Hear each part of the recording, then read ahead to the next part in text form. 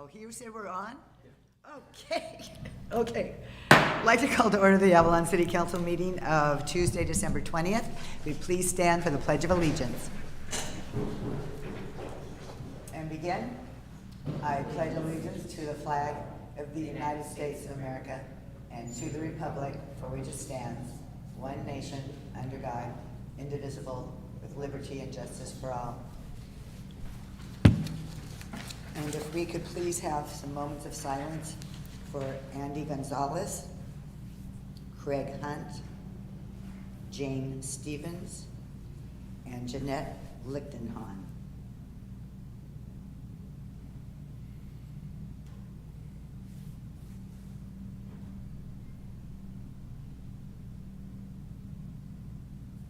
Please be seated.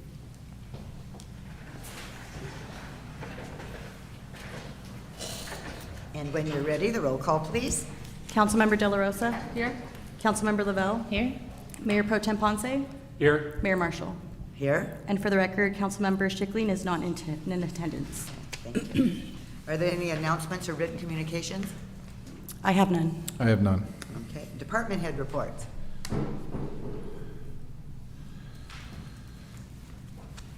Good evening, Bob Greenlaw, Director of Public Works.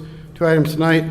On the mode shift study that we have going on, January 5th, city staff will hold another round of stakeholder meetings to discuss what we've heard so far and receive further input.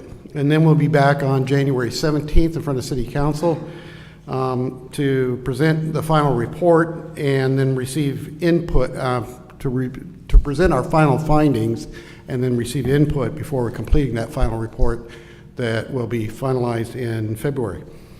And then the Casino Way Arch, the contractor so far has finished the plastering and it has come down, it's fantastic, the results. So I think everybody will be very pleased with what Matt Sullivan has done out there. He's now putting on the final coats of the sealer, the epoxy, and city manager went out there and okayed the paint color to get it a little bit closer here. And what we're trying to do is match the tile very closely, because when we did put a paint color up against it, it made the tile stand out a little bit too much. So, those subtleties when you're picking a color makes a big difference. So the whole thing starts blending just like it did before. Okay, and so the final project should be where you'll see it unwrap and completely and be cleaned up in early January. Okay, any questions? I just want to thank the city staff. I made mention to the niches up at the cemetery, and the staff went up and took care of that. Thank you very much. And Yeah, I'll pass that along to them. Yeah, they've been working very hard at the cemetery. Thanks. Oh, sorry, Bob.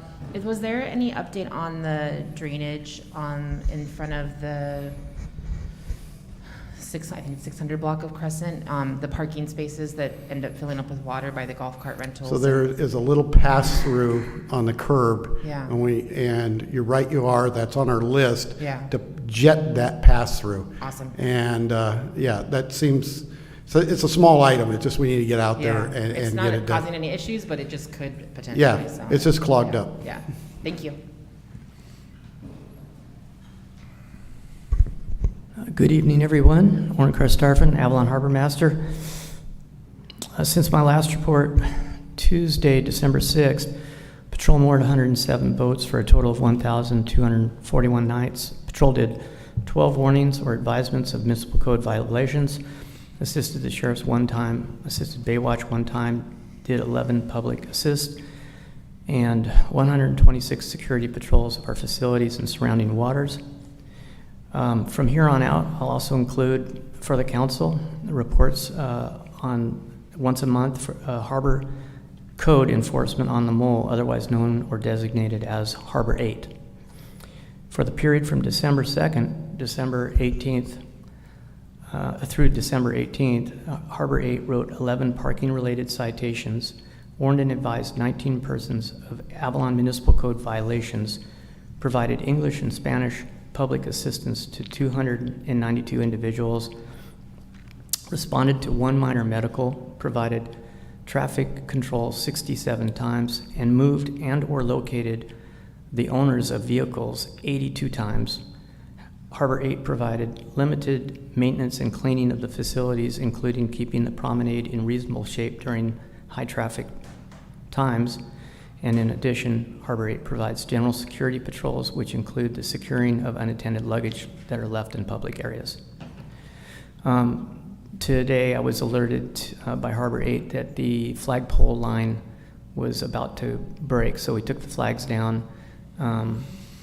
It'll be bare pole until we can replace that line. We expect to make an attempt to do that tomorrow. The problem that we're having is the height of the flagpole. So Yeah. anyways, wish us luck. Yeah. Any questions? No questions? I just heard that you guys already have the plan in place for the King High Tide this weekend with the floats. on For pier. The what? King High Tide this weekend? Oh, the high tides, yes. Yeah. So we have the high tides on Saturday and Sunday specifically. Yeah. So we're talking to the island company about the schedules, and you're right, the B and C float are the tallest of the floats, and they actually will hit under the pier structure. Yeah. So, we have to remove those, so a good point. We're working with their schedule. That's great. So Yeah. just for people that are around town, there is a site with the Coastal Commission to do photography. If anyone is a photographer and wants to capture the King High Tides, you can submit photos to that site with the California Commission. Just search King Tides California, and it'll allow them to track over time how those heights and lows are impacted to different areas. So I know that we've had some people submit photos before, so just Yeah. a reminder if anyone's out there. Yes, they like those photos, and obviously we're really thankful for the mild weather, so. Yeah, definitely. No big storms attached to it this time. Great. Thank you.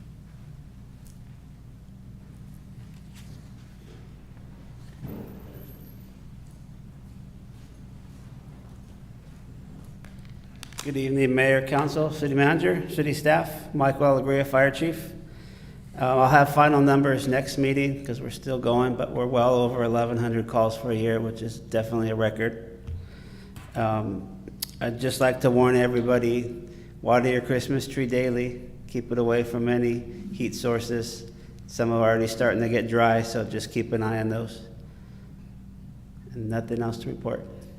Does my plastic tree melt and catch on fire, or are those fire retardant? It could melt. Okay. It could burn. No questions? All right. Okay, thank you, Chief.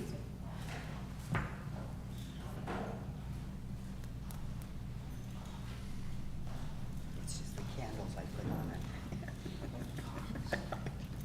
Good evening, Madam Mayor, Council, City Manager, and City Staff. Since I was last up here on December 6th, we've had 25 calls for service from the public and 46 observations from our deputies placed in these calls. And we've made 2 felony arrests. Last Friday, we had our annual toy drive with IEX. It turned out fantastic. It was broadcast on Fox, on KTLA 5, and Spectrum's also going to have something this week. I'm still waiting to hear about that. Also this week, we're going to do a goodie bag for the kids at the school. If you guys want to come by, we'll let you know what date. We haven't actually got a time yet, but it should be probably on Thursday, I'm thinking. We're still waiting for the school to get back to us. Okay, great. That's all I have for Questions? this time.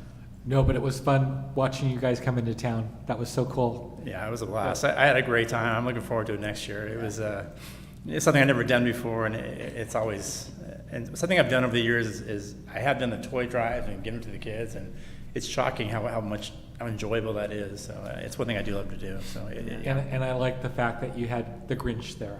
yeah, he was fantastic. And by the way, if anyone listening has that video, I would love to get a copy of that because we don't have it. And I'd love to be able to watch that and have it as part of my own little archive at work. Sure, okay. I think I have a video. I don't know how long of it I caught, but I recorded some, so Okay. I'll give it to you. Yeah, I appreciate it. Yeah, just email me. That'd be great. Okay, thank you. Thank you.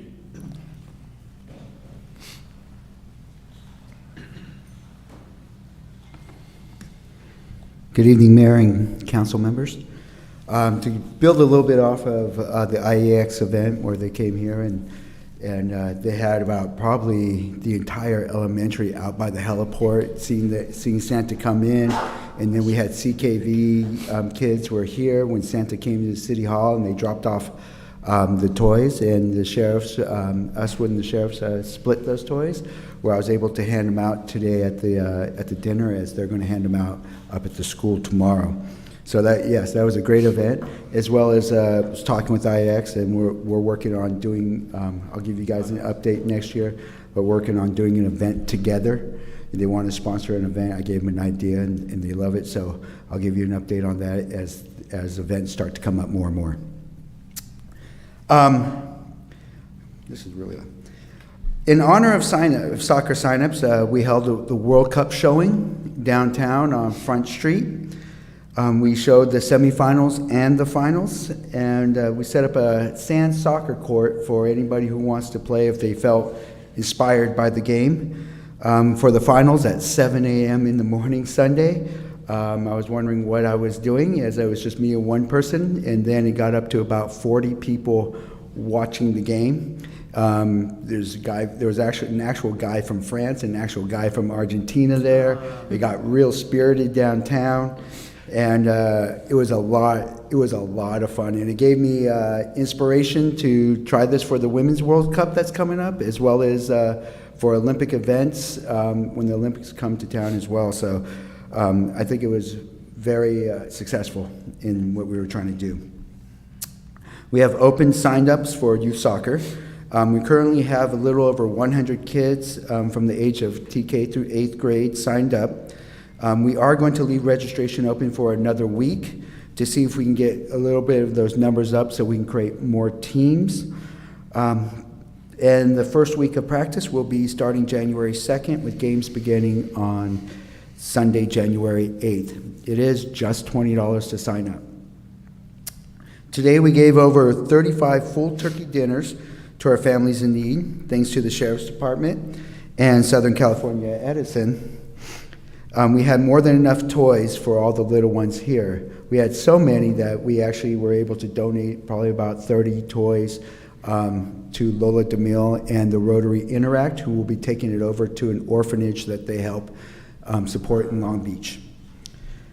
Again, we would like to thank all those that had donated to make this happen: the Avalon Rotary and Lions Club, CCR, Catalina Island Company, and BBK. Their continued support through the years have been greatly appreciated by our community and the city. The home decoration contest was a success this year, with 29 homes participating, and it looked like it inspired many homes to put up lights this year.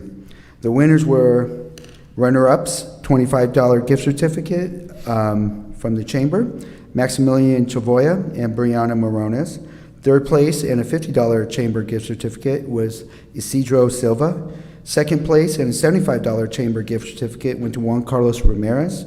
And first place and $100 gift certificate goes to Jackie Cruz, who for 29 years has been decorating her home. And her family was like, "Why do you do this? Why do you do this?" And she's like, "This is why I do it." When she came, so it was really exciting and fun to be able to hand her that award. The winners were chosen by who had the most likes, comments, and shares on the Avalon Smart Home website. I want to thank our partners in the decoration contest, Love Catalina for giving such generous prizes, and Austin Henry of Avalon Smart Homes for maintaining the site and doing the majority of the legwork. There was over 6,000 engagements on the site, and with over 1,000 likes, comments, and shares. So we see this event growing every year with a tour of lights accompanying it next year. Another event we would like to invite everyone to is January 1st, the Polar Bear Plunge. This is where we as a community get together, dive into the future, and replenish our souls. Afterwards, hang out, commune, and have some coffee from the Cookie Company and donuts from Island Donuts. Come take the plunge on January 1st at 11:30 a.m. on Middle Beach. Do you have any questions? Is it too early to announce January 22nd? Oh, no, we could, I was going to announce that at the next council meeting, but I can announce it now. We're going to Because do. that's in January, so. Yeah, January 22nd, we're going to do a picture, baby picture. We haven't had one in over 3 years where they do the new babies every year. And so on January 22nd, we're going to take a picture for everybody who was born in the last 3 years. And so we can grab all our island kids in that photo. We're still waiting to get a set time with the photographer. So once we set that time with the photographer, we'll put it out for everybody to see. All right? It's never too early. Yeah. Appreciate it. Thank you. Great.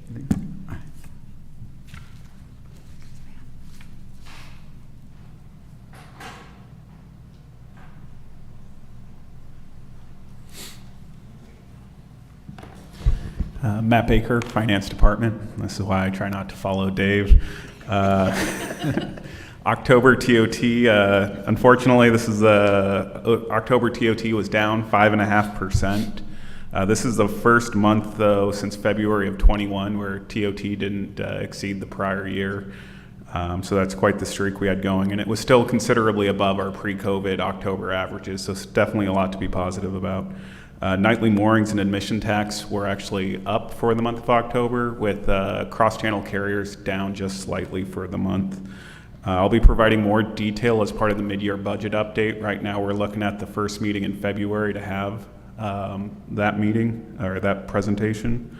And then lastly, business licenses. They were mailed out by the Finance Department last week. So if you have not received an invoice for the license, please contact the Finance Department so we can figure out what happened to that license and get you corrected in the system. We're going through an effort of trying to clean up the businesses we have in our database. So we did put in a flyer with the mailer trying to explain that. So if you did receive an invoice for a business that you're no longer operating, we definitely appreciate the heads up, say just a simple email letting us know that the business is no longer operating. That way we can close it in our records, because we don't necessarily know, depending on the nature of certain businesses, whether they're open or not. And so we're trying to get our records as tight as possible. And I'd like to thank Christy Alegria for her help on that. It's a lot of work stuffing and mailing out all those envelopes, and it was a pretty smooth process. So other than that, unless there's questions, I'll be presenting later on the cruise ships. Questions? I think we're good. Thank you. Okay. City manager report? Thank you, Mayor, Council. Good evening. Just a few announcements regarding City Hall closing with the holidays. City Hall will be closed Friday, 12/23, and Monday, 12/26 for Christmas. And then January 2nd would be the New Year's observation. In addition, January 16th will be the Martin Luther King observance, and the regular council meeting that would have normally been scheduled January 3rd, just want to remind council and the residents that council meeting has been canceled because of its proximity to the New Year's holiday, and we'll just have the January 17th meeting, the second meeting of that month. Bob Greenlaw mentioned it earlier, the Via Casino Archway. I did get a chance to go down there today. It is absolutely incredible what Matt Sullivan is doing there. He is a true craftsman at what he does. He takes pride in what he does. It's amazing what that looks like inside that tented area that he has. And you know, a lot of the work that our Public Works crew, while it was open and while he was doing these repairs, they took that opportunity to run some wiring in there to actually install some lighting into that. And I think everybody, council and the residents, are going to be impressed by what that looks like when it's unveiled. I'm looking forward to that. And finally, I just want to wish council and the residents a very Merry Christmas, Happy Holidays, enjoy time with family and friends. Looking forward to it myself, and first Christmas out here. I'm seeing the weather in the Midwest. I'm very appreciative to be out here. Are you going to be leaving for the holiday? I will be gone for Christmas? the holidays, yes. Oh my gosh, okay. Yep. All right. Thank you. Is there a city attorney with us tonight? Yes, no report though tonight, Mayor.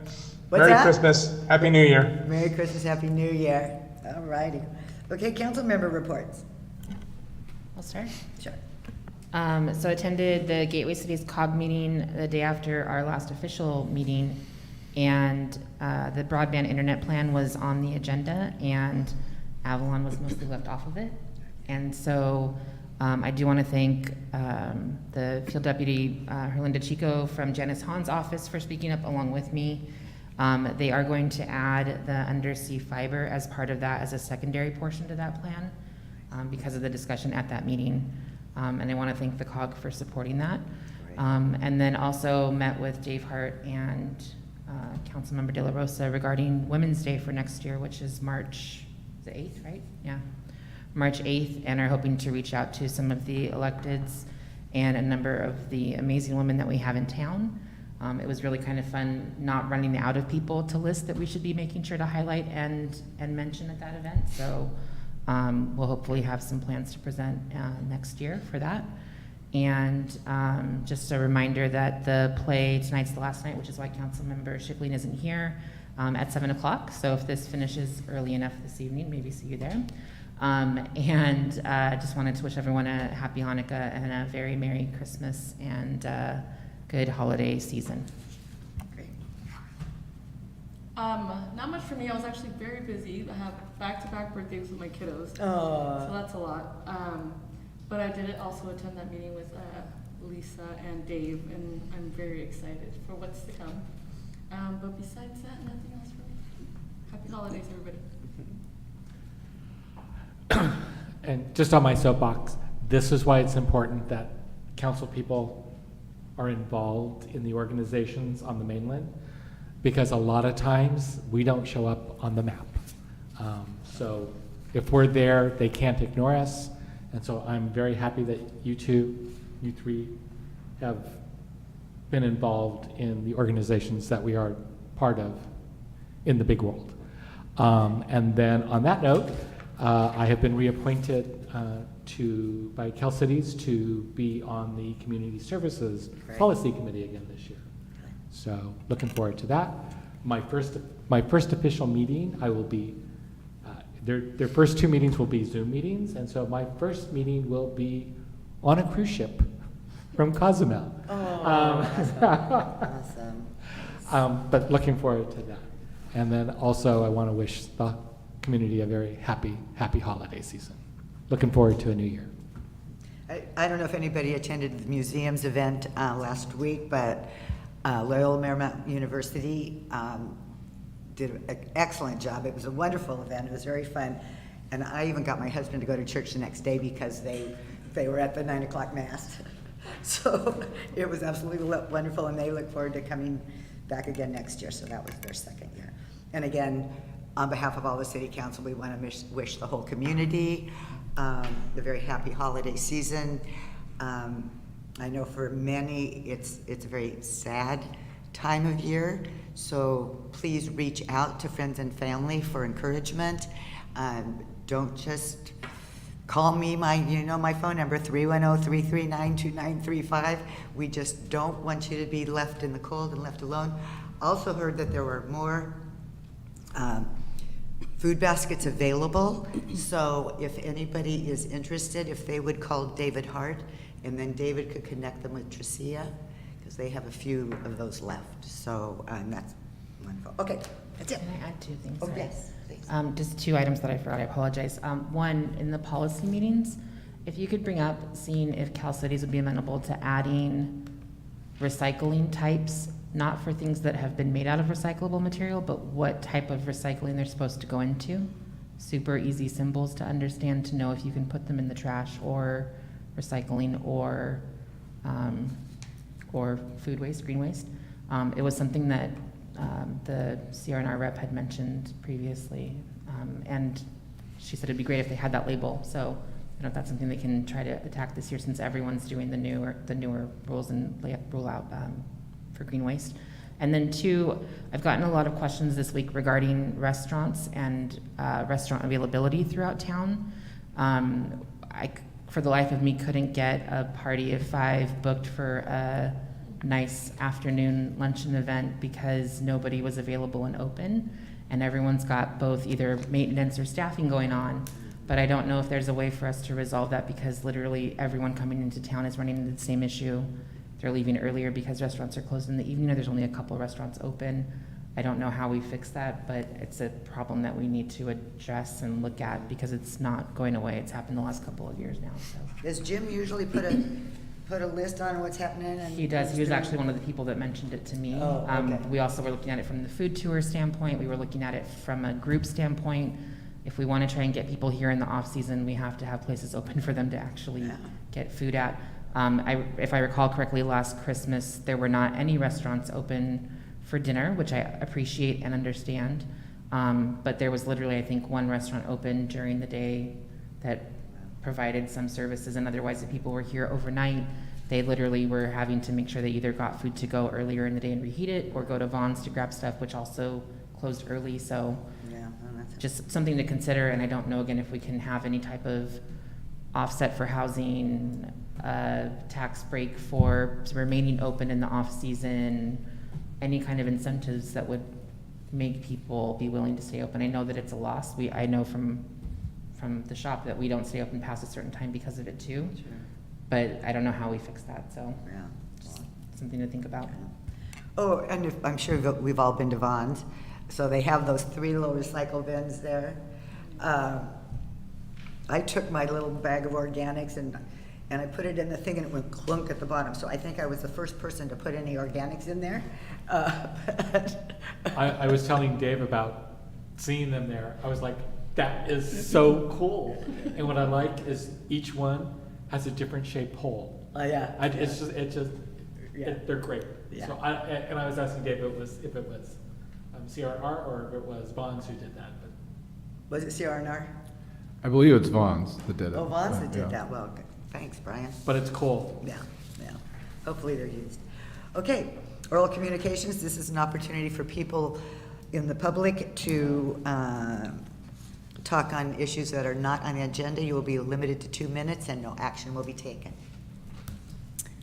Mayor Marshall, I've received oral communication from Jim Lou Johann, President and CEO of Love Catalina, via ask.com.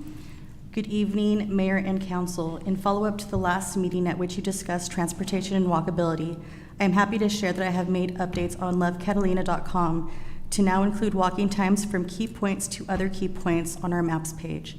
In addition, I have reached out to Catalina Express and will continue to work with them on how best to facilitate visitor awareness of the simplicity of moving about town by foot. Finally, in multiple outreaches to Redfin, who make a national rating on community walkability scores on walkscore.com, I have discovered that they do not use Google verification nor Google Map updates to improve a community rating on walkability. Instead, they require a business or homeowner to add or improve the mapping on their site, and they only refresh occasionally each year. Since discovering that, I have personally added about 50 businesses that were not listed or were pinned in the wrong locations, in hopes of bettering our walkability rating. If successful in doing so, I will add our walk score to lovecatalina.com and encourage the city and others to do so as well. I encourage residents and business owners to take a look at walkscore.com to see if your favorite places of business are correctly shown, and if not, to add or update them as outlined here. Go to www.walkscore.com, type in the property address, click the map button just above the picture of the property. In the lower right-hand corner of the map, click the Add a Place button.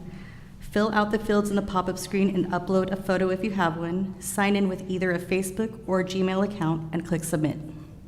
Thank you, Jim. That's great information. Okay, and he got right on it. All right, presentations. We have Luke from Southern California Edison. Good evening, Mayor, members of the council. There is a 3-slide presentation to accompany my update, and this is the December update on Stage 1. I'll share information on the reservoir status, water use trends, and the Stage 2 forecast. I'll remind everyone to recognize water conservation in the community via our current program. And then I will finish with an update on other drought mitigation activities that are underway. So proceeding to slide 2, providing some context. So Catalina, like the rest of the state, is in drought, continues to be in a drought. And it's important to conserve water now to help defer Stage 2. Also want to add that desal plant 2, or desal in general on the island, although achieving all-time highs in production, it's not enough to meet the island's demands even in the off-season, nor Avalon excluding Hamilton Cove. When I looked at November, it was just under 60% of Avalon excluding Hamilton Cove, so conservation does help even in the off-season. And as illustrated on the chart on the right with the usage trends, November demand increased by about 4% compared to October. This is a trend consistent with prior November periods, so no surprise.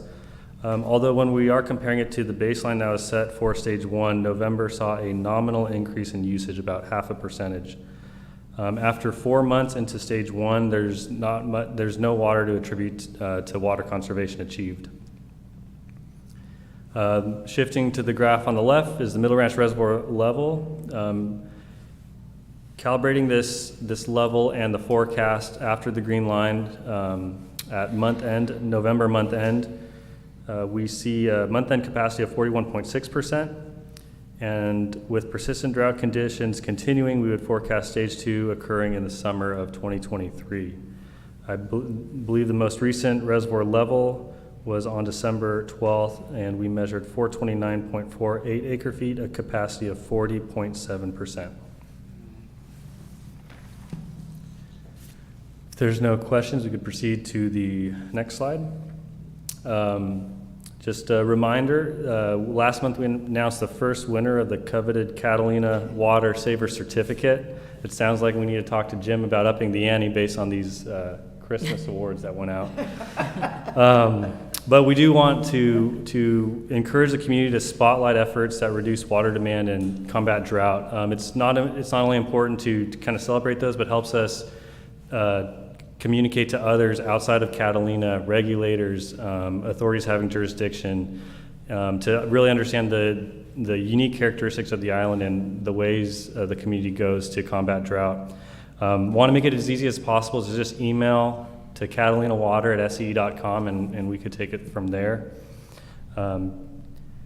It could be nominating yourself, a neighbor, and we look forward to announcing the next winner in January. If there's no questions, we can proceed to the last slide. Luke, I actually just have one. In a future presentation, would you be able to highlight water usage on the island versus like average household and or commercial water usage versus average household and commercial usage on the mainland? I'm just curious to see if I have a feeling most households are already conserving so much more than most places on the mainland are, that maybe there's not a lot of ways to be able to cut that because it's for, cleanliness and health and safety, that you're taking showers, that you're washing laundry, that type of stuff. I don't know, for a lot of households that don't have lawns or don't have things they're watering, how they're going to be able to cut that back besides trying to shorten showers and do those types of things we've talked about. But I'm curious to see where we fit in terms of other water usage. I know you may not necessarily have all of that data because you don't have another water system, but if we can find some correlation just to see kind of where we are and see what other cities are doing, that might be helpful. Yeah, we'll look to see what metrics we can pull to amplify it a little better, and it's a good point that a lot within the community are doing a lot, which is why I want to recognize.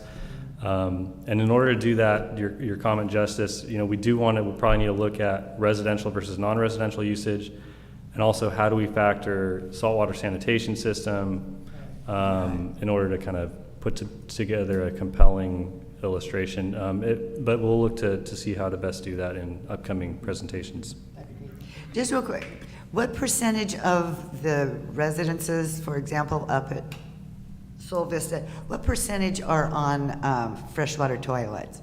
Or do we have a number for that? That I don't know. I believe it's in a certain elevation.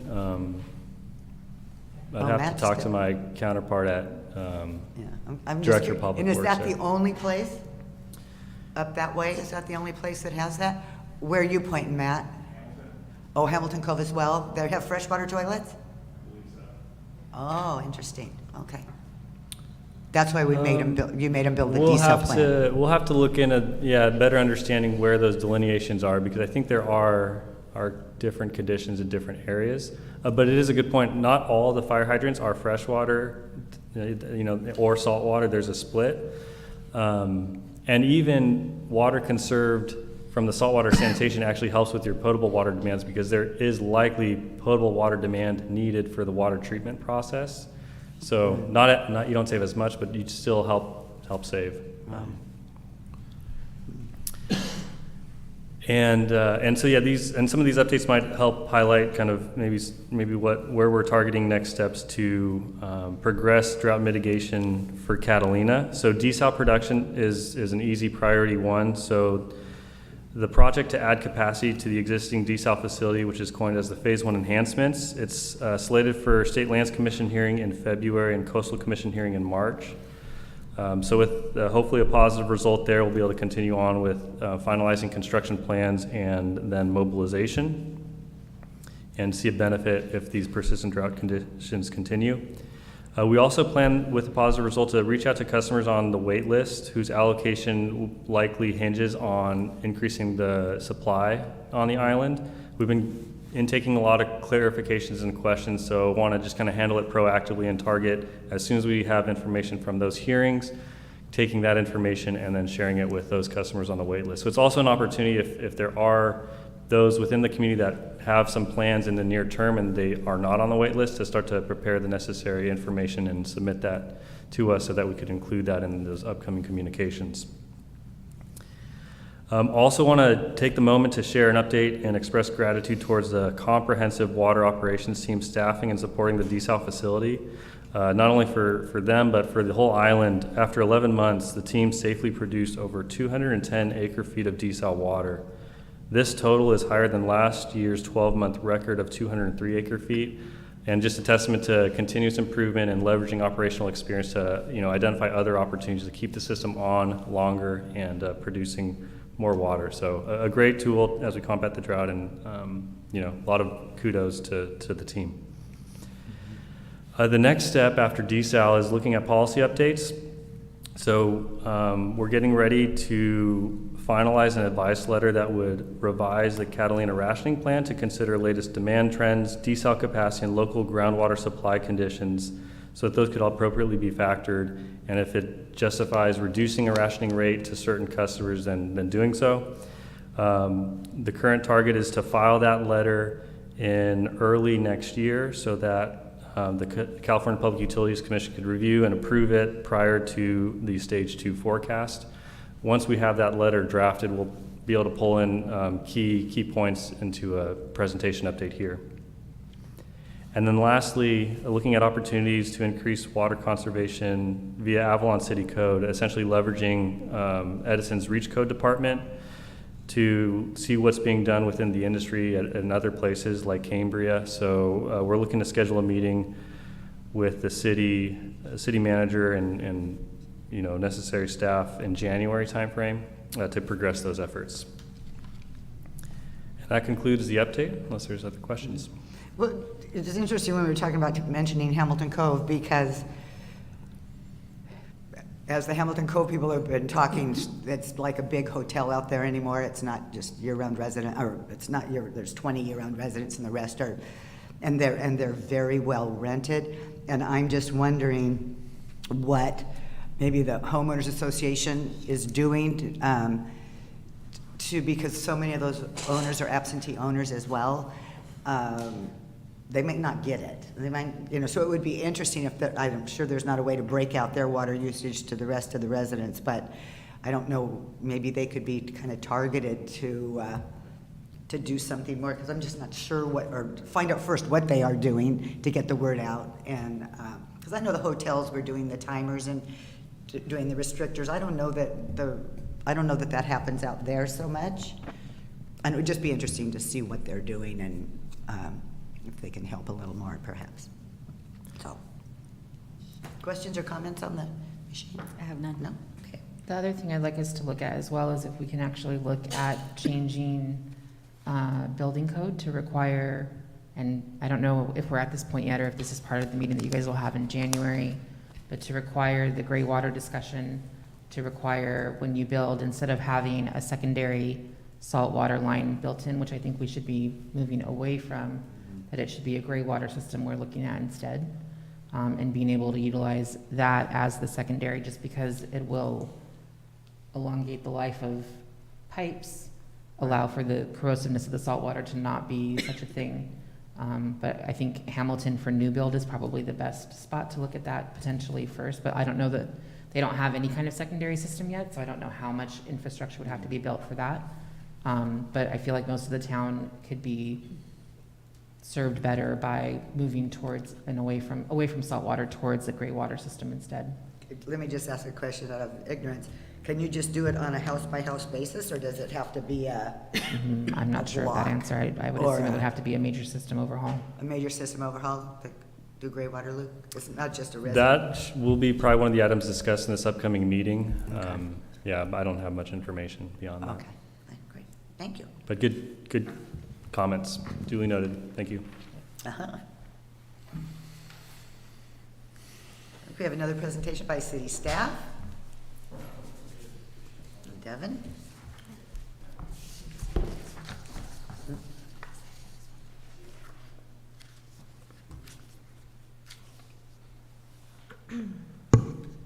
Good evening, City Council. I'm Devin Hart, Management Analyst. Tonight, I'm going to give you guys kind of a sneak peek of our new website. I have on the screen right now our current website, and I'll click over to our new website.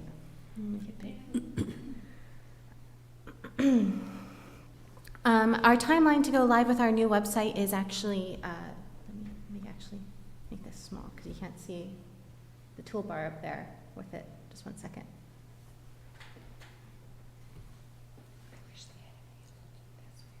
That'll work.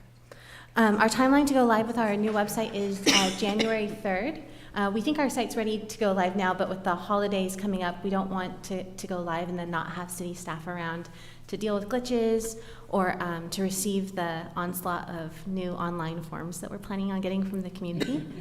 The website is 100% mobile friendly. It's ADA compliant. It has all of our photos have additional alternate text so that for screen readers, it's super searchable, and it can be easily translated to any number of languages, including Spanish. So you can see all of our text got shifted over to Spanish. That's amazing. Which we're excited about. Our original website was about 225 pages. This site right now, we're at about just over 400 pages, and we're growing. We have more than 40 fillable forms, about 35 document pages, and 4,000 content links within our new site. So there's a whole lot of information out there.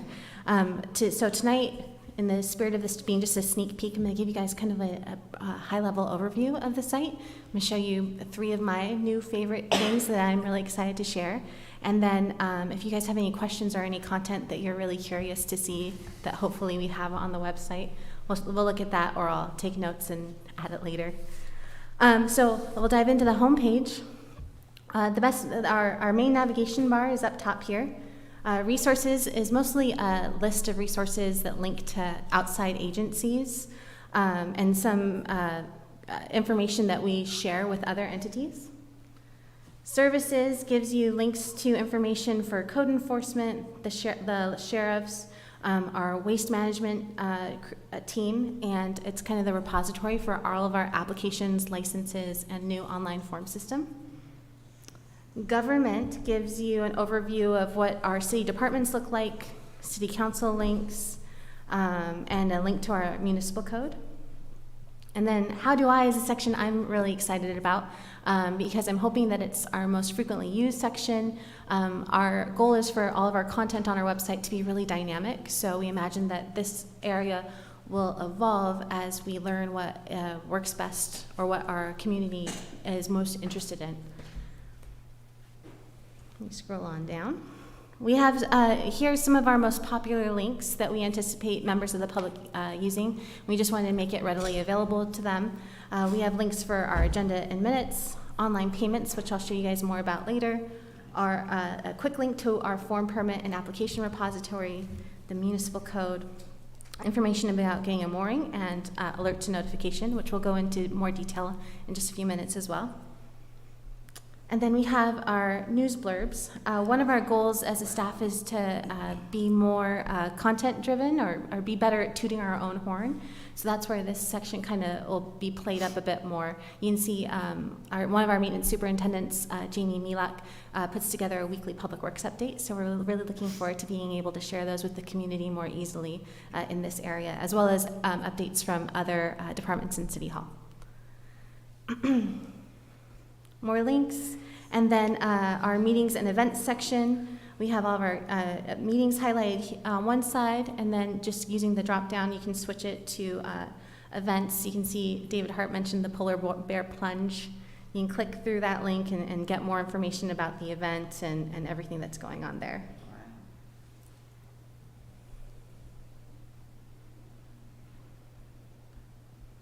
And then lastly is just a little link to so you can stay connected to some of our social media feeds, our Facebook, and then so now I'm going to show you some of the things that I like.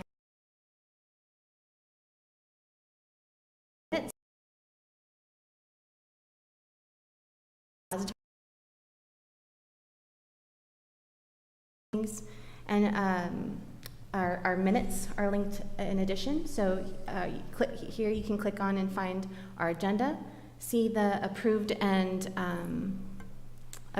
final copy of the minutes. And then if you click the little television, that'll take you to the YouTube channel of that meeting. So it's all that information, it can be found in one spot. But we have that for the City Council as well as for the Planning Commission. How far back do you go? So hosted on this page here, we just did all of 2022, so we'll keep, from 2022 on. And then in our historical database, which is perhaps the thing we're really most proud of, we have over 12,000 documents now archived and available in this public database. It includes all of our historical resolutions and ordinances dating back to 1913. Yes. It also includes all of our City Council agenda packets back to 2011. Right now, our goal is to, we're working on minutes, scanning, adding metadata, and putting all of that back into 1913. But you can see here, we've got content back to 1978 to present. So that should reduce the records request. They can get it themselves. Absolutely, yeah. Nice. It's really easy to search. So we just had that big meeting about vehicles. If you go into the search bar and you type in vehicles,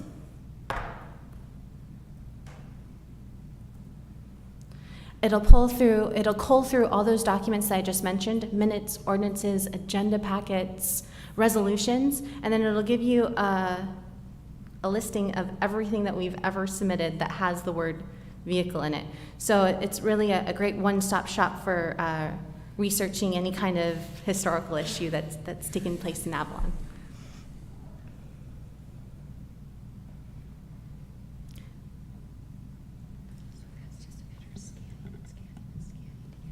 Yeah, so I have to give a major kudos to Carolyn Daly. She's new in the administration department, and she has been a huge helper in getting this process going and scanning items. The majority of our documents were, I'm trying to go backwards while I'm talking. And the majority of our documents were scanned thanks to BB&K. They did as part of a discovery, they came in and just scanned all of our documents. But Carolyn did a lot of the legwork of going into the documents, applying the necessary metadata that we needed to make them searchable, and then helping to name and archive things correctly. So she's been really great. We're super happy to have her around. Yeah, I'll add my kudos because this was something that I had talked with both Denise about, and prior to that even talking with Jen when she worked for the city. I know how much time you guys as admin have all spent on working on this together, and thankful to BB&K and Carolyn as well, but it's freaking amazing. I am often proud of city staff, but knowing how much time this has taken to put together, you guys deserve extra kudos for sure. And then So, doing all their other jobs. Yeah. On top of all that, yeah. During a pandemic and with Yeah. all the other things. Yeah, and there's more than 12,000 documents in there, and it's growing every day, so that's really exciting for us. It's amazing. So now I'll show you guys our online payment system. Right now, our goal is to expand this, but right now we can accept online payments in 6 categories: ad tax, anything that David Hart does in community services and recreation, harbor use fees, parking citations, TOT, and wharfage. And it's our goal to expand this to all elements of any currency intake. But right now, it's just these 6 categories. We want to make sure that we can appropriately reconcile the accounts when the information comes in. And since these are smaller groups of people that'll be doing the transaction, it'll be easier for finance to track on the short term until we learn how to grow responsibly. So let me ask you a quick question. So I'm gonna,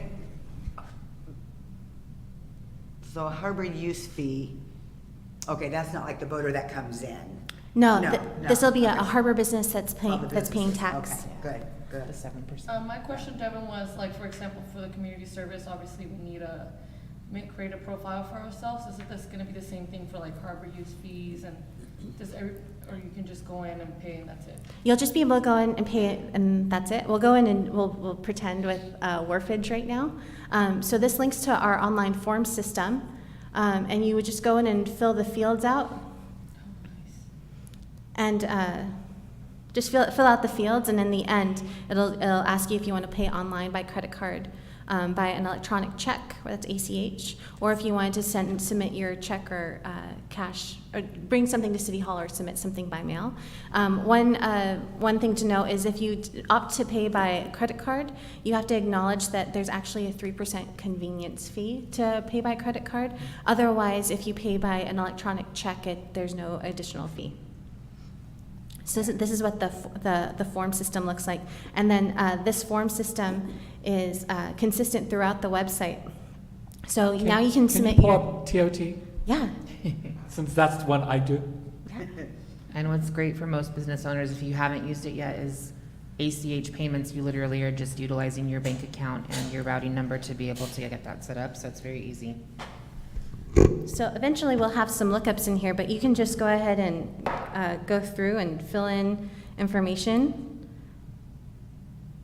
for your business. And I just they'll know that it's not real. You pick your reporting year, choose your reporting month, number of rooms, what was rented.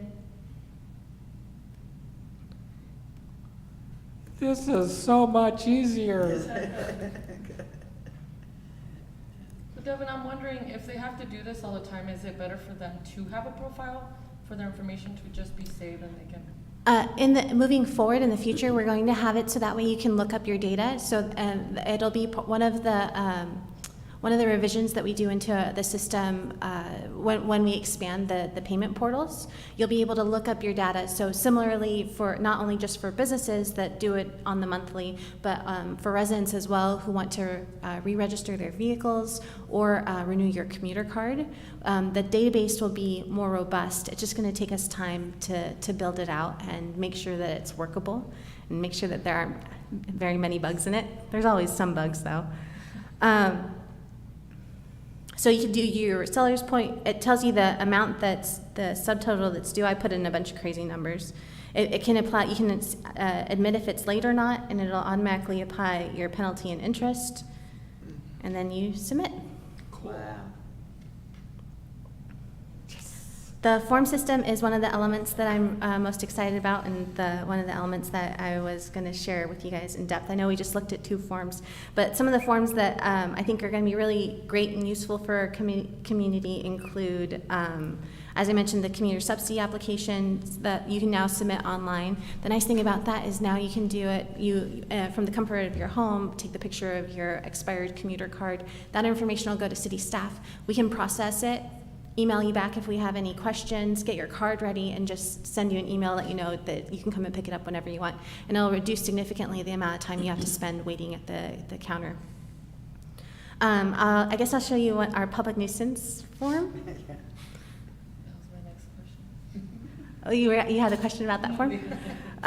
So the public nuisance form, you can fill it out anonymously. If you fill it out anonymously, though, we won't be able to follow up if we have additional questions or tell you how the issue was resolved. So we make that little note up top. So the first page is just the citizens' information, and then the second page you can tell us what the issue was. If there's another condition, you can describe what the other condition was. But you can check as many boxes as you like. You can give us the address of the nuisance, but you can also drop a pin on the location. So it's going to pick my location, but if I'm filling out someplace different and I want to tell you about an issue that I had down at the mall, I can move my pin so that way it gives everyone an idea of the approximate location of where the nuisance occurred. You give a description of your complaint, and if you wanted to take a picture, like let's say it's an illegal vehicle located at the mall, you can open up the camera, and if you were on your smart device, it would open up the camera, you could take your picture right there, and it would automatically upload it. So that's not for the noises that people get from the rentals, though. You That's could a different form? So I have a transient rental complaint form, so you would Okay. fill that out for in that instance. But if you want to use the public complaint form, it gets routed through the same process. You just, the camera's not a required field, so you could just skip the camera. Or you could take a picture of the noisy party goers if you wanted to. All right. The last section that I really wanted to touch on before I turn it over to you guys if you have any other questions is the alerts and notifications section. So real quick, the difference between alerts and notifications. Alerts are for more emergency type instances. Once you sign up for our alert system, it's our reverse 911 system that Chief Alegria told you guys about a couple weeks ago. This is where you'll receive those notifications from fire, as well as harbor if there's a change in harbor conditions, adverse weather. Community Services is going to use it for information about their special events, and then Public Works notifications like interruption in utility services and that kind of stuff. Notifications are updates more related to our calendar, city council meetings, planning commission meetings, and just our newsletter alerts. When you go to sign up for your notifications, you can decide if you want to receive your notifications by text message or by email. And then every time we post an agenda, you'll automatically receive that notification however you opted to receive it, by text or by email. And that includes, as I mentioned, we have categories related to our agendas, calendars, job postings, and then right now it's just the Public Works News Flash is our only newsletter down there, but we're planning on hopefully growing that. You do, Councilman Member De La Rosa, you do have to sign up here and set up a small profile, but that's mostly so you can just organize and have control of your notifications. If you ever wanted to ditch them, you would log into your profile and uncheck those boxes for notifications. All right. So as I mentioned, our goal is to keep the content fresh and dynamic. We hope to have it rolling out by January 3rd. And do you guys have any questions for me?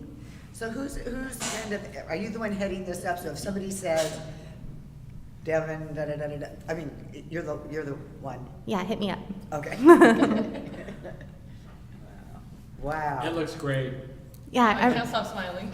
Yeah, right on. It's so user friendly. It's just. Yeah, I think it's really going to revolutionize City Hall. I think it's really going to change the way the public gets to interact with all of us on a daily basis and warm their heart to all of us more than they already are warm. So I'm really excited and thrilled about it as well. I can't wait for it to go live. Hey, so I get all the time, and you probably do too, we've looked at your website and da-da-da-da-da, and we do this and we do that. What should I tell, should I It's just? junk mail. Well, they're looking, so you just trash them? I trash them. Just trash them? Okay, and they'll get the hint. If you wanted to forward them on, hopefully once we launch the new site, they'll think that we look so smooth they won't even bother you. Yeah, They're like, oh, we can't touch that. And they might not even look at it, but it seems like I get at least one a day. Electric boats. Yeah, okay. And Devin, you can do all this on your smartphone too. This site is completely compatible to your phone when you bring it up. You'll be able to do everything that she just walked you through. Yeah. This is so cool. Absolutely, yeah. The forms look even better on your phone too, so. Well, thank you to you and everybody. That was a Yeah, my question, family effort. Chief, is this the alert the same one that we signed up for at the fire station? Okay. Cool. So you're already set. Already in. The only And things, then we also, if there's an emergency and you're not signed up, if it's something really big, which hopefully not, we were able to circle the whole island, and if your phone carrier hits the tower here, you will get the alert. Cool. Great. the only thing I was gonna ask, just in conjunction with this, is just to kind of keep track in January if there are any people feeling like they're not necessarily, there's still, I think, a generational gap of people who may not be comfortable online, getting forms, filling out forms and doing that type of thing. So I don't know if we need to just keep an ear on that, and if we need to maybe schedule some in-person practice sessions just to have that service be able to be explained to people and how to use it. Yeah, we definitely don't plan on sunsetting paper forms anytime soon. If you wanted to come in and still grab a paper business license, you would be welcome to do that. Fill out your commuter subsidy in person as well. It's just something to make it easier. It's an easier tool for people to use if they'd like to. Absolutely, Yes, great. absolutely. Okay. And we will have an iPad kiosk at City Hall that they could come in, click their form, fill it out here. We would be here to help. There's even, I think we just have one form that has a QR code attached to it that you can simply take a picture of the QR code, it'll bring the form up for you here, but we'll have that available here at City Hall to walk people through. Yeah, if you come into City Hall and you'd like to use the form system but are having trouble finding it exactly, it's exactly that. You'll have that QR code at hand. We're really excited to get those iPad kiosks going too. Yeah. So for like the subsidy application, people are gonna be able to take a picture of whatever documents is needed, like their lease or pay stub, all that good stuff?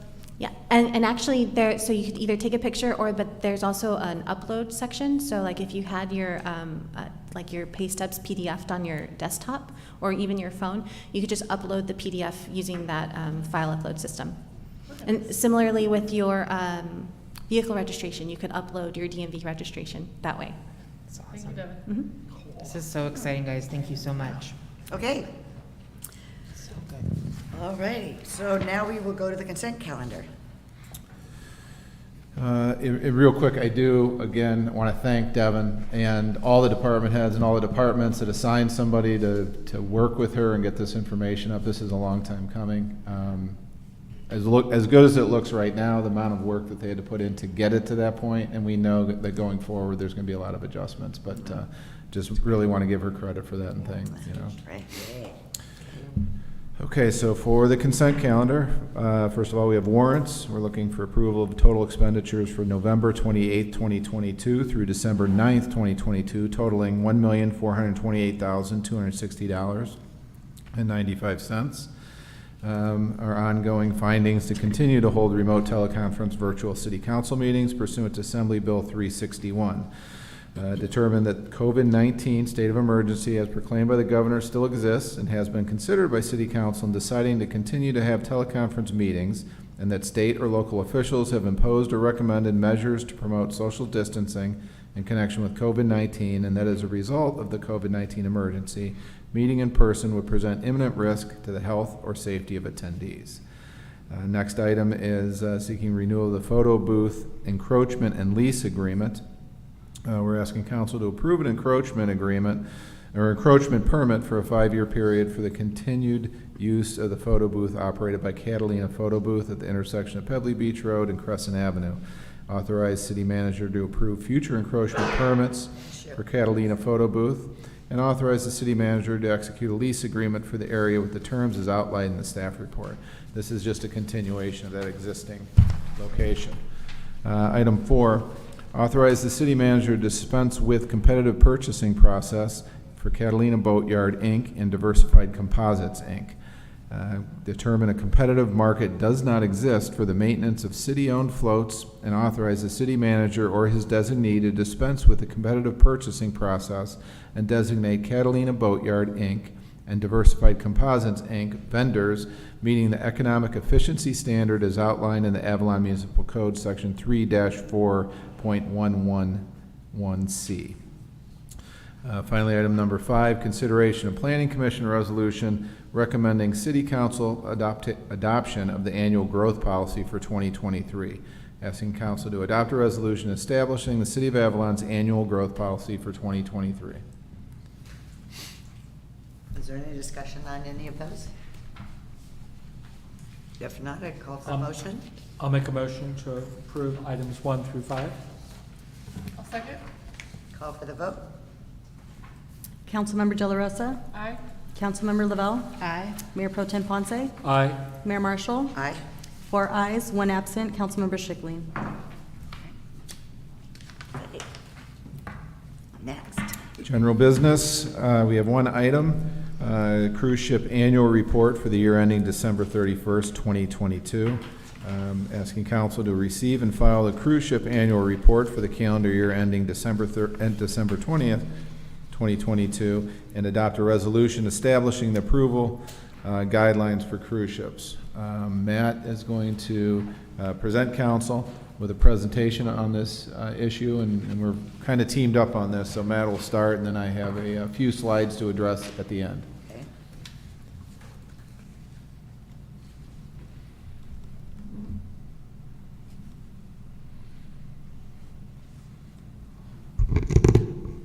Good evening, council.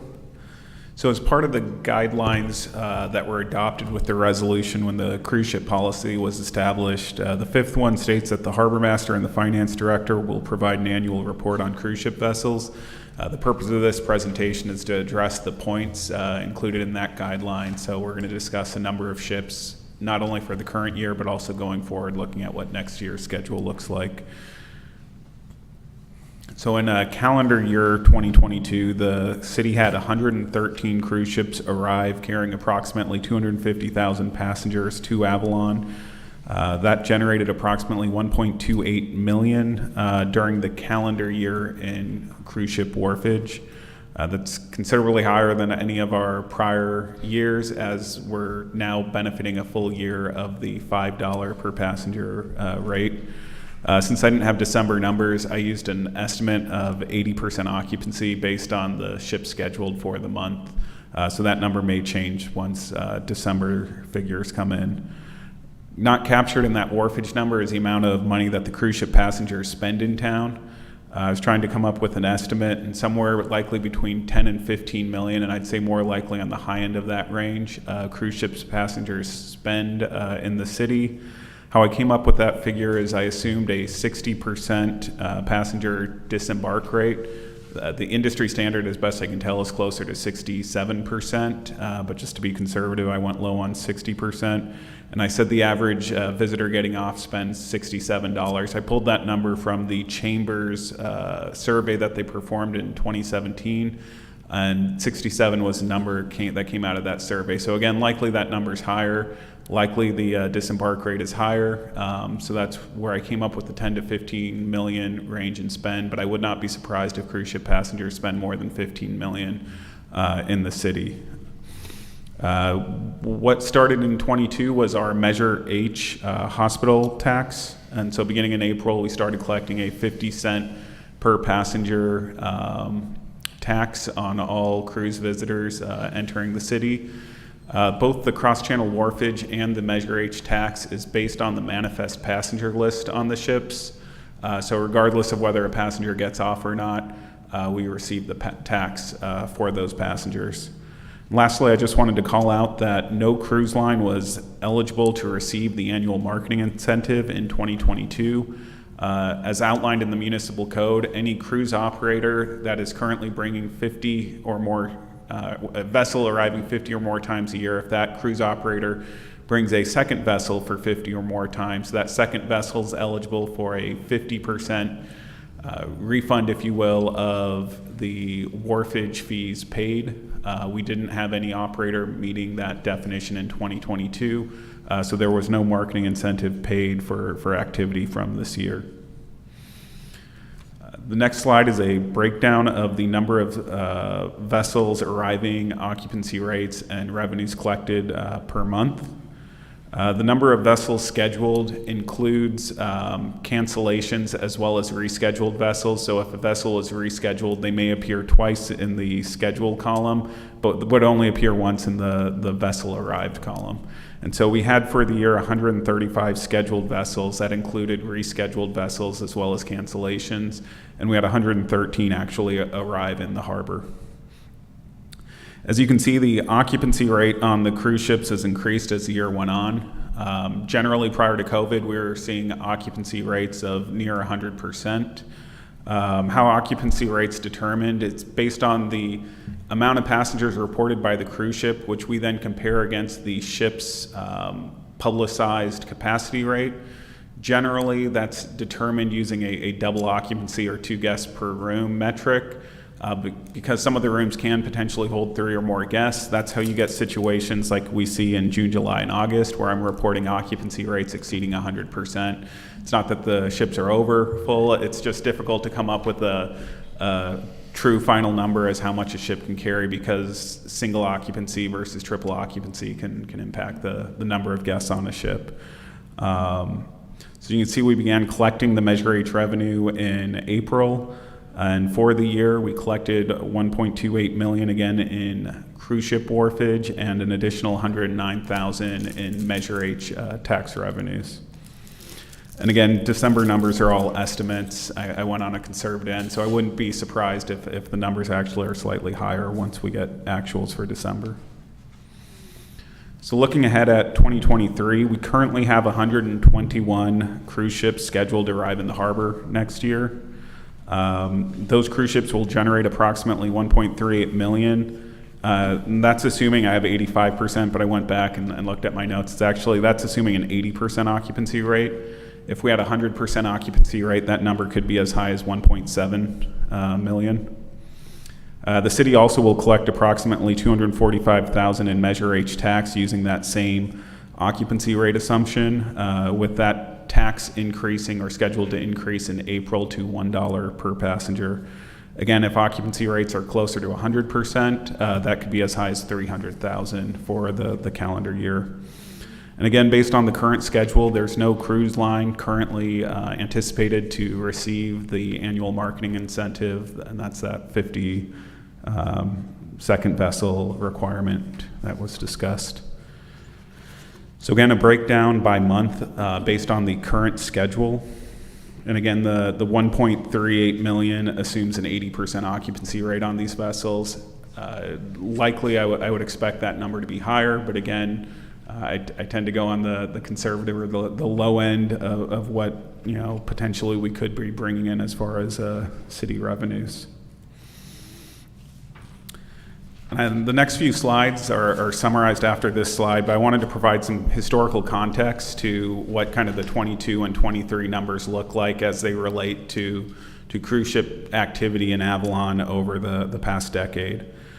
So looking back from 2014 to the scheduled 23, we've ranged anywhere from 109 to 121 vessels arriving in Avalon.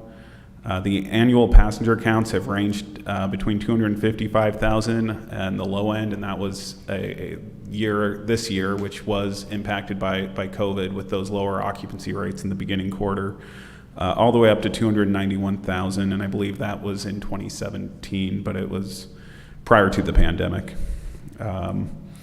And then I also wanted to provide a summary of kind of the history of the per passenger wharfage rates. So from January of 14, so I'm kind of looking at the last 10 years, all the way to June of 17, it was a $2.50 per passenger rate. Beginning in July of 17, that increased to $3 per passenger, and we had that 50-cent increase scheduled for the next over the next 5 years. In April of this year, we increased the wharfage essentially to $5.50. I don't like calling it the wharfage because $5 of it is the wharfage and 50 cents of it is the Measure H. But from the cruise line and the guest perspective, they see a $5.50 per passenger fee. They might not make the same distinction. So even though that 50 cents isn't money we have available to spend, it is money that the guest is paying. Similarly, that rate is scheduled to go up to $1 in April of 23 and by another $1 to $7 per passenger in April of 24. And so that's a 40% per passenger increase kind of over the next, over the 3-year period. So this next slide shows a 10-year comparison of the number of visitors arriving by cruise ship and the number of cruise ships themselves arriving. So the columns are the cruise ships, the number of arrivals, and you can see we're hovering somewhere between that 115 and 120 arrivals per year, and the number of passengers between that 250 and 300,000 range, other than the 2 years that were significantly impacted by the pandemic. And again, for 23, I'm using that assumption of an 80% occupancy. It could be as high as 330,000 if we had 100% occupancy. And every ship that's scheduled to arrive arrives. But again, generally, there's a handful of cancellations that aren't able to be rescheduled. So the next slide is a 10-year revenue comparison. So the bar graphs or the columns represent the amount of wharfage revenue collected, and this one is by fiscal year. All the other slides were calendar year. It's just easier for me to compile this by fiscal year. And the line graph, what that is, that's a percentage of the harbor's operating revenue. So that's all the Fund 103 revenues that go to fund the day-to-day operations in the harbor. So you can see as the stepped increase in rates beginning in fiscal year 17-18, we would have expected to see the wharfage rates kind of go up along with that. But fiscal years 20, 21, and 22 were all impacted by the pandemic. So we lost the last quarter of fiscal year 20, we lost all of fiscal year 21, and we lost the first quarter really of fiscal year 22. And so that's why you don't see that kind of phase stepped increase. And again, with fiscal year 23, I put the budgeted amount, and that was a little over $1 million is what we used in the current budget. That likely is going to be surpassed based on activity in the first half of the year. Again, when we used the 60% number, that was what we were seeing from September when cruise ships arrived all the way through April, May when I was developing the budget. You know, I did expect cruise ships to return closer to their pre-COVID capacity or occupancy levels, but as far as budget and planning purposes, I didn't want to rely on 100% vessels just to meet our operating needs. The one thing with the line graph, as you can see, is as we've increased our cruise ship wharfage rates, the cruise ship wharfage as a percentage of the harbor's total operating revenues has increased as well. So back in fiscal years 14, 15, 16, the cruise ship revenue was somewhere around 6 to 7% of the harbor's total operating revenues. And you can see in the current year fiscal 23 budget, cruise ship revenues make up about 15% of the harbor's operating budget, or operating revenues, which drives its budget. And then this last slide is just a breakdown of the arrivals based on parent company. While we still have approximately the same number of vessels coming, after the pandemic, there has been a slight change to kind of the makeup of operators. Prior to the pandemic, for many years, Carnival provided over 90% of the cruise ships arriving, and that's based on arrivals. If you look at passenger count, it would be even higher because we have some 100 capacity passenger counts in that list from other operators, smaller operators. As you can see now, Carnival still makes up 60 or 70% of the cruise ship arrivals, but prior to the pandemic, they were closer to 100%. So the number of vessels hasn't changed, but kind of the makeup of who's coming has changed slightly. How is Disney so red? I mean, I thought they only came one time. No, they've been here a Couple times? And I believe we have 7 scheduled for 23. So the 22 and then the 23 has, I believe, 7. Like 12 or 17 for the year. We have several lined up for the next holiday. One of the things that was discussed during the development of the cruise ship policy was what the impact of the cruise ship visitor has on the city's infrastructure. We ended up really not making any conclusions prior to the adoption of the last resolution just because we didn't feel the data was really available to make any generalizations. The one, if there is any one positive of COVID, is the suspension of cruise travel at least gave us a small data point to look at to where we could compare activity in the town while we have cruise ships and activity in the town during those months where we didn't have any cruise ships to see if we could see any trends as far as cruise ship visitors' impact on infrastructure. So what I did is I looked at the bales landfilled as measured in tons compared to the number of cruise visitors and other visitors to the city over a 30-month period, so that's January of 2020 to June of 22, to try to assess the cruise visitors' impact on landfill capacity.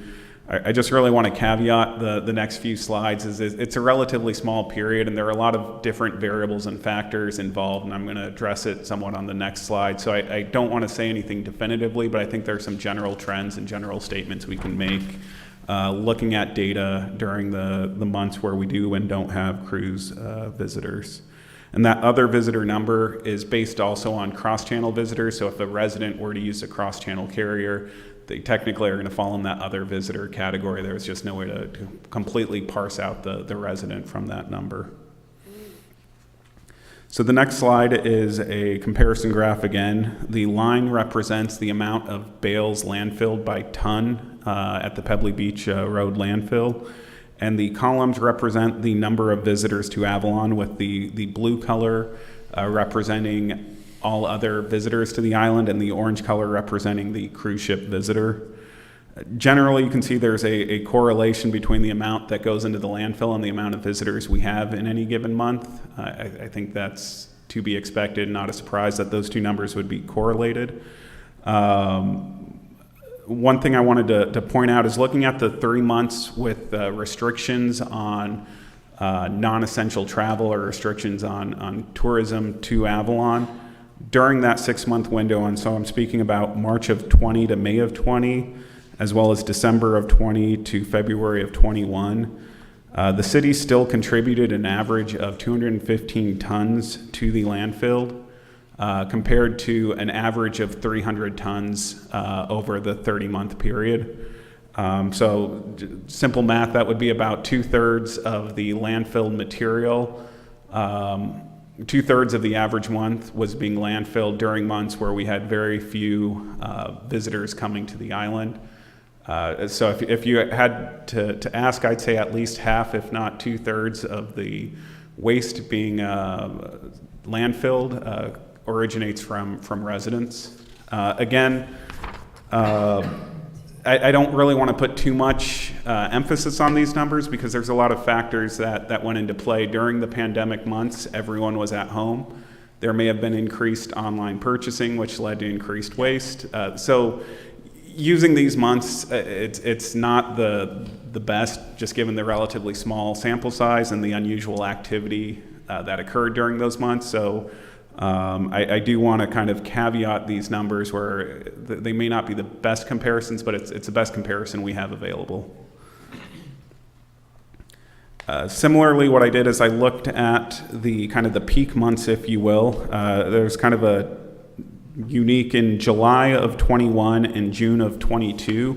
We had comparable visitor levels to the city. The difference during those months is that in July of 21, we didn't have any cruise ship visitors, whereas in June of 22, approximately a fourth of all the visitors to the island originated from cruise ships. During July of 21, where we had only non-cruise ship visitors, the amount landfilled was about 15% higher than the month where a quarter of the visitors came from cruise ships. Similarly, comparing June of 21 to June of 22, the number of non-cruise ship visitors is similar. However, the amount of landfill waste only increased by 10% in the month where there was cruise ship visitors. So it's hard to put a definitive number on how much waste cruise ship visitors contribute versus non-cruise ship, but I do think it's fair to say that they do contribute less waste than a non-cruise ship visitor, which kind of falls in line with what you would expect, considering a cruise visitor would only be on the island for potentially 6 hours versus an overnight guest here 24 hours. Again, I don't want to put too much emphasis in these numbers because there's a lot of factors that go into play, but generally speaking, yes, we contribute more to the landfill when we have visitors to the island. While visitors do contribute, residents also do contribute a considerable amount to the landfill. And cruise ship visitors in general likely contribute less than a non-cruise ship visitor. How much less and those types of things, it's difficult to say given the data we have. So cruise visitors do have impacts on the landfill as non-visitors, as do residents. So I don't know if anything was all that insightful, but because we did have that data available, I felt like I needed to at least present it to council, let you guys know we were trying to consider all the impacts there. And I guess the same thing when you talk about impacts to the roads, because the people that are running the golf carts, if the cruise ship visitor wasn't on them, probably the other visitor would be in them as well, right? We'd also need to consider, how much a golf cart impacts road erosion versus how much a delivery truck does versus how much a. So it is difficult to draw definitive conclusions just given the number of variables at play. Not to speak on behalf of Warren, but he did not have any significant safety or security incidents to report. But if you do have any questions related to that, Warren's, I'm sure, happy to speak to any concerns there. And so that's as far as what I have presented. I know Dave has a couple of slides that he would like to present, but if there are any questions on the slides I presented, I'm happy to answer them now. That's a lot of work.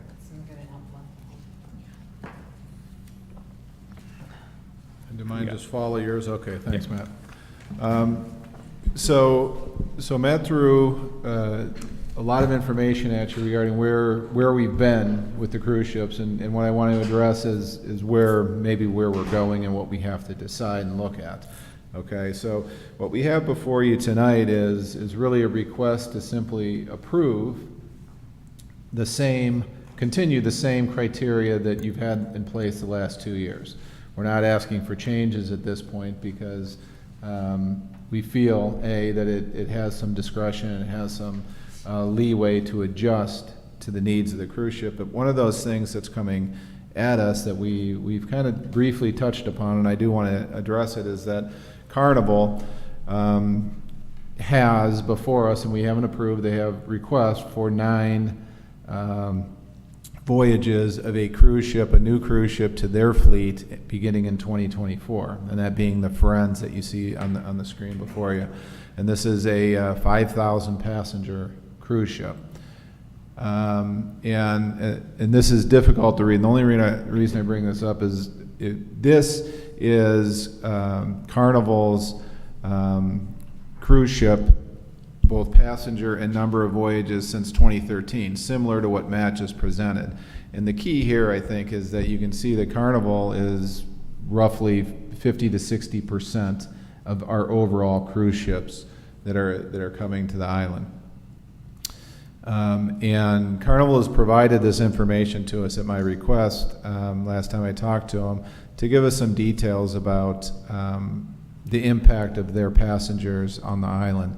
And what you have here in blue is the number of guests disembarking the ship, and on average they consider it's about an average of 85% of their passengers actually get off the ship. Of those passengers that leave the ship and come onto the island, 38 to 44% of the time that the ship is here, those passengers are on the island. They're not here for the full 8 hours. They get off for a period of time, they get on. That is their impact of actually walking and being present on the island, taking part in activities. And currently, the concern I have, and the concern I think most of council and the residents have, is, well, if you have the Radiance, which is the ship they're using as an example here, which is normally what has been coming to the island, you can see here's their average debarking guests, 3,150 from the Radiance, and time to open boarding and get those passengers moved from one location to another. They average 2 hours and 35 minutes. If they use that same process for this larger ship, it would be 3 hours and 25 minutes. That doesn't work for both Carnival or the city. And during our conversations, we said that we just cannot have that on the queuing area where it's currently located. So what they are in a position to propose, and what they're looking at doing is a couple things. First of all, they're going to add additional tendering boat, taking it from 4 to 5. In addition, the Friends will have 2 doors open, 2 bays open to take passengers on versus the one that the Radiance currently has. If they do this, they can move those 4,160 passengers on the Friends in 2 hours and 48 minutes, or about 13 minutes longer than their current operation. This is a number that they feel comfortable doing, and it's going to take a couple things in order to make this happen. They realize that they're going to take the cost on of the extra tender boat. In addition, they are looking at moving security checkpoint from on the cruise ship to on the island. If they do this and they can get their passengers through security in a manner that they accept and is acceptable to them with electronic scanning, they can move those folks onto the boat, which will break up the bottleneck, because the bottleneck slowing up the process is getting actually on the cruise ship. They feel that this would make a significant increase in that time, which may even speed up that 2 hours and 48 minutes. In addition, they are looking at participating with the city and participating possibly with other cruise lines in revamping the float, whether it's a redesign, expansion, something along those lines, in order to be able to move the tender boats more efficiently from the current float out to the ships and back. We bring this up because the current criteria that's being asked of you in this resolution does not limit the size of the cruise ship from a passenger standpoint, all right? It would allow a ship the size of the Friends to come in, but it doesn't make sense for either the city or Carnival, in this case, to do something that's going to be inconvenient for their passengers or create disgruntled passengers. They realize that, and it's their goal to move these folks quicker. It's our goal to move these folks quicker back on the boat. So that's what we're trying to accomplish. But until it happens, I don't know that anybody can promise, oh, it's going to work perfectly. We have, and what we have now, they're in a situation where they're looking to advertise these cruises for sale in January of 2023, beginning in January of 2024, 12 months out. What they have proposed is 9 voyages in 2024 in total. We are in a position, and I believe we're in a position, to continue to negotiate with Carnival to make sure that they make the changes, make the financial commitment to the city if they need a float enlargement or any other modifications done, including maybe shaded walkways for the queuing of their passengers. These are all things we're talking to them about, but they, at this point, are in a position they need to know, can they advertise these or not advertise these? And I told them I would not make that decision without addressing this with council. I thank them, and I thank Leanne Sutcliffe in particular for providing this information that I presented to you tonight and having these conversations with us. I would like to, Carnival has been a great partner for the city. They have been done many good things. I understand cruises are passengers are a point of contention here, but over the last 12 months, I can tell you I've had very few calls this year, very few calls that it's been a problem. So I guess from my standpoint and the staff standpoint, we would like to try this with Carnival. We would like to go into it with our eyes wide open that some changes are going to have to be made, and see if this can work. What they're proposing is essentially in 2024 switching out the Radiance every other voyage. One would be the Friends, one would be the Radiance. So they'd alternate every other Monday. And it wouldn't be year-round because there's only 9. They're proposing only 9. So they want to start, I believe, in March or April, and they do have a few on the books for the summer of 2024. We're going to have those conversations with them to see if that's something that can work. So that's where we're at with this. I just wanted to bring it to council's attention, get your thoughts on this, and see if you want to propose any changes to the current cruise ship language, or have any questions of me.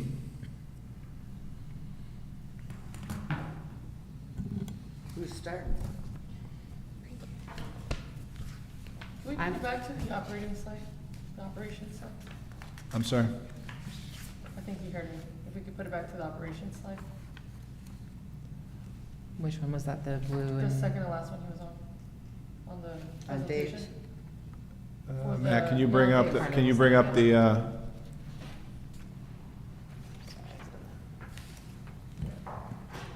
Oh, sorry. Go ahead, Lisa, if you're ready. Oh, I was just gonna say, I was looking through and curious about the dates in 2024, if we were to move forward with that portion of it. And the dates, I think, actually line up relatively well with the schedule. 4th of July is at the end of a week, so it's not next to a cruise ship day.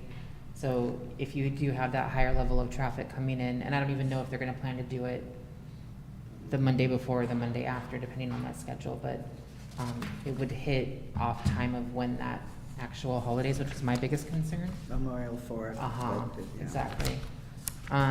And so if we can just kind of look at those major holidays to make sure that it's not being impacted, I think that we have seen the Express's schedule go up and down in terms of what they're running during certain days of the week as well. And so I don't know yet what their summer schedule is going to be. So you're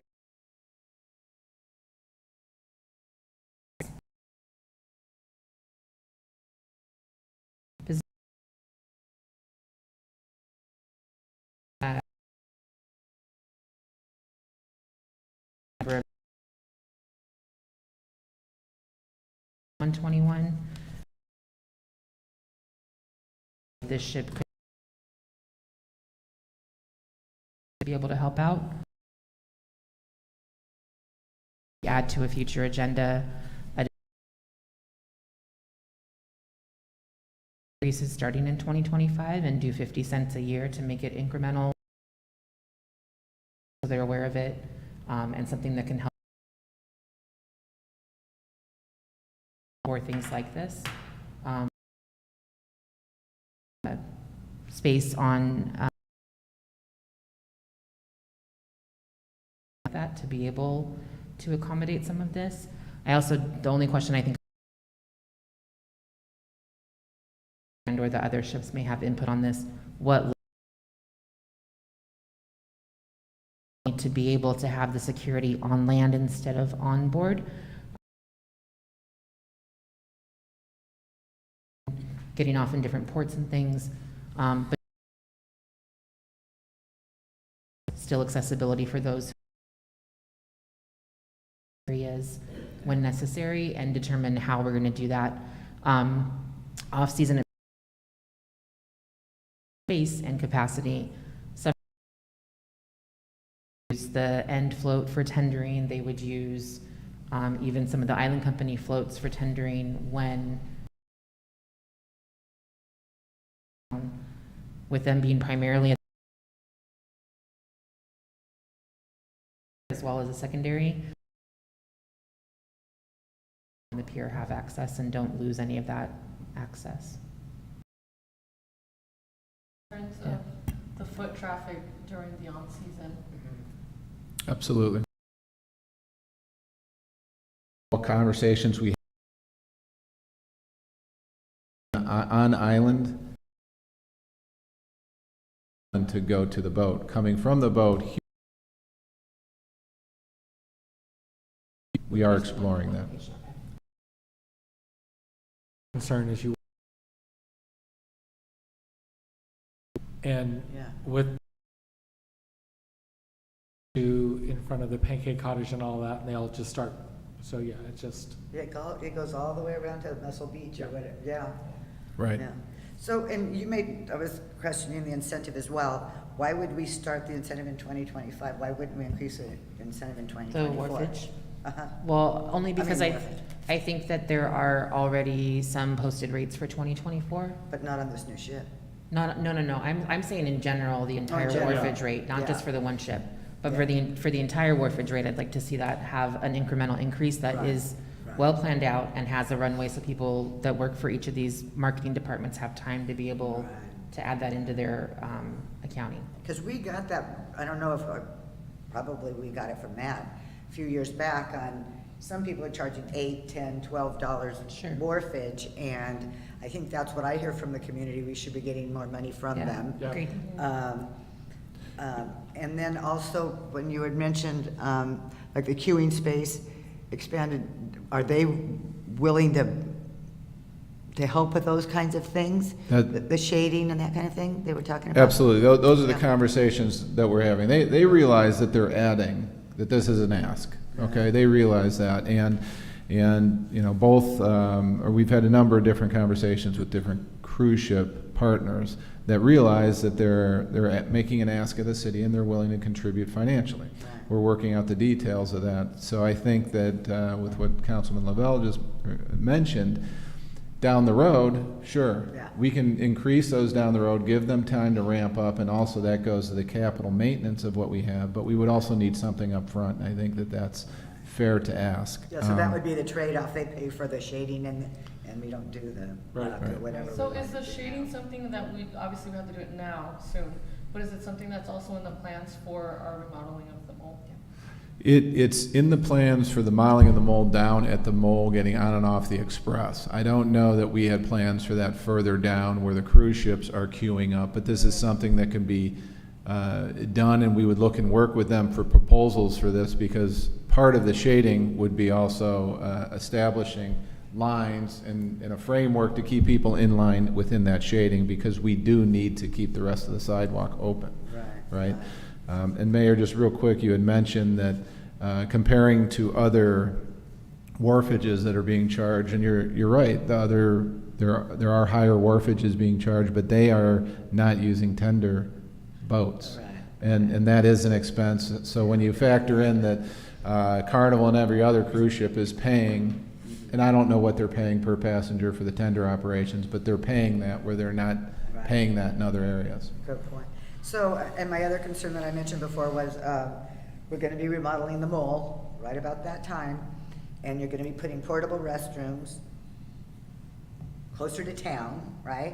You can stand up here if you want, Bob. And then,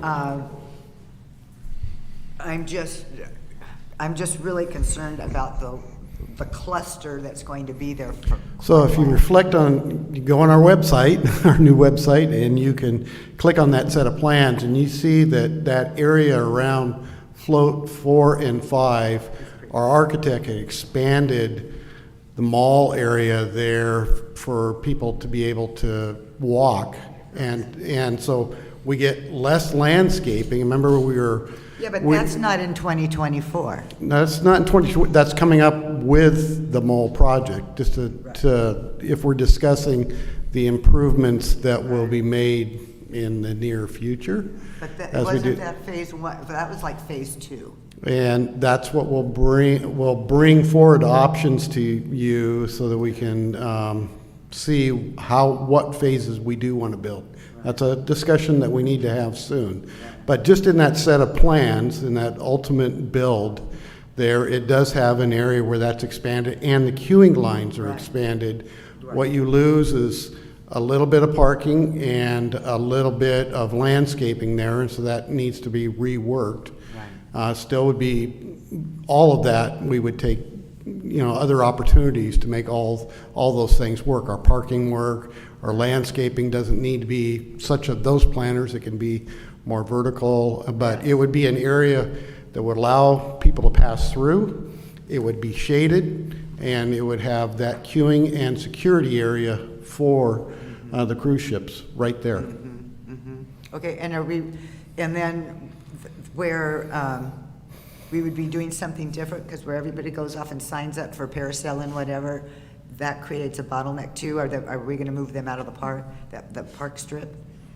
Was there a discussion There's about not that? that many businesses there now. There's just I the mean, one, I for think. For Carnival, but One or yeah. two. But I mean, that's still a congestion, kind of, with, especially this is gonna be more so. I'm talking about when they pick them up for tours, for certain And they tours. sign up and all that. Oh. I know a lot of, But it's- kayaks gone and a few of those are gone, but I know there's a couple of them. I think actually with looking at utilizing both the mole and the pier for offloading, you would see less of that as a concern, because you'd be able to divert a portion, I would assume, maybe even close to half of the people away from the mole. So you're looking at that area, normally they're only doing tours towards the morning part of the day, they do the first 3 or 4 hours. So I think that actually clears out a lot of that. Okay. Even with an extra boat potentially, I think Yeah. you're still looking at fewer because you're able to divert them even to the pier if you do. What did you say about disembarking them on the pier? Yeah, they used to do them on the pier all the time with Oh, their right. own tenders. Oh, I know, but that's not, It's a It's not, possibility. yeah, it's a possibility, and it's not currently part of this. We want to see if we can scheme it out and pencil it out, that it'll work this way. But we have talked about that if it does infringe too much on that existing business, that we're aware of that, and we would factor that in. One more question.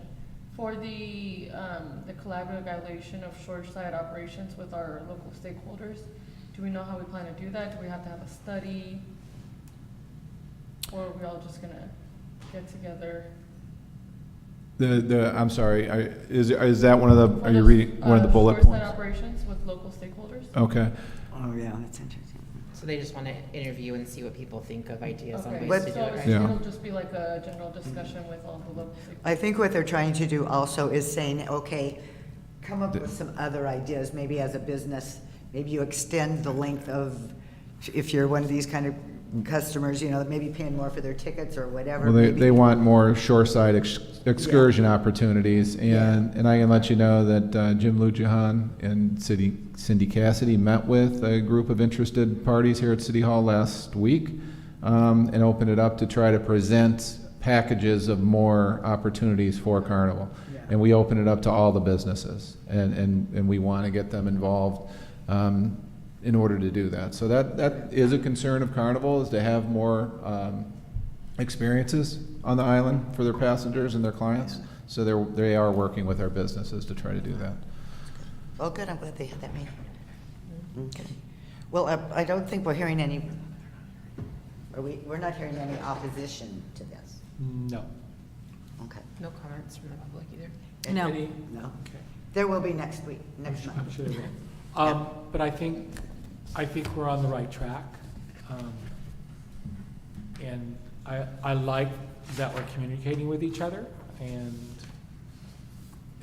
they're not being heavy-handed. They're listening to our concerns, so, yeah. One of the questions, just to let council know, that I did ask because I wanted to know was, is this the direction the industry's going? And to their credit, they haven't threatened and said, yes, and if you don't get on board, you're gonna be left behind. They haven't said that, but the reality of it is, yes, the larger cruise ships is where a Carnival, I believe, is going. I'm not hearing that necessarily from everybody, but if that's their model, and we choose to not accept a 5,000 passenger ship, then it's not a threat, it's just they have to go where they're allowed to disembark. So, kind of walking into this with only 9 in a year, I think we'll have a pretty good idea pretty quick if it's either gonna work or not work. Yeah. And even Disney just bought a ship that's being constructed that's gonna be one of their largest ships, so, That they just say that the standard is getting bigger. yeah. Yeah. But, okay. And Orin, you're good? Okay.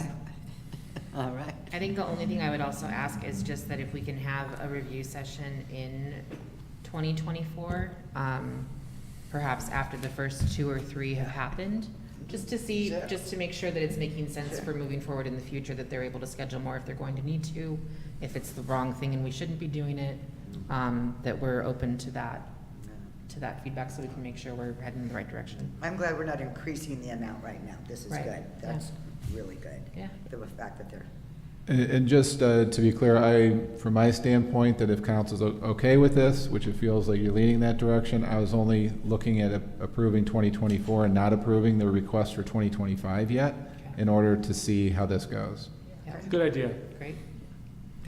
does that need to go to a vote, or we just say there's a consensus? Well, we have a resolution there. Oh, I was just resolution, gonna okay, say, yes. yes. Thank you. Okay, is there a motion?